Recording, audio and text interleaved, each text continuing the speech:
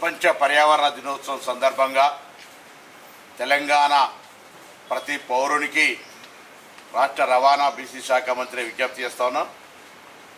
రాబోయే తరాన్ని, పుట్టబోయే పిల్లల్ని ఆరోగ్యంగా రక్షించుకోవాలన్నా, మనం పీల్చే శ్వాస స్వచ్ఛంగా రావాలన్నా ప్రతి పౌరుడు విధిగా మొక్క నాటి వృక్షంగా మారే విధంగా పెంచే బాధ్యతను తీసుకోవాలి. ఇది పిల్లలందరికీ రాబోయే సమాజాన్ని కాపాడడంలో భాగస్వాములు కావాలనే విధంగా వాళ్ళందరికీ ప్రతిరోజు ఒక మొక్కకు నీళ్లు పోసే విధంగా అలవాటు చేయాలని సందర్భంగా కోరుతూ, మనము మన పర్యావరణాన్ని రక్షించుకుంటే ఆ పర్యావరణం మనం రక్షిస్తుంది.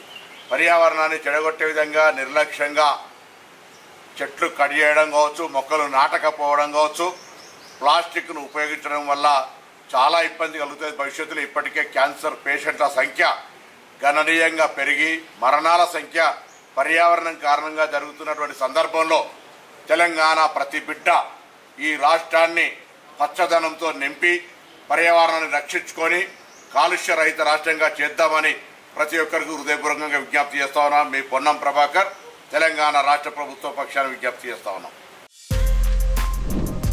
For more videos like this, subscribe Big TV channel.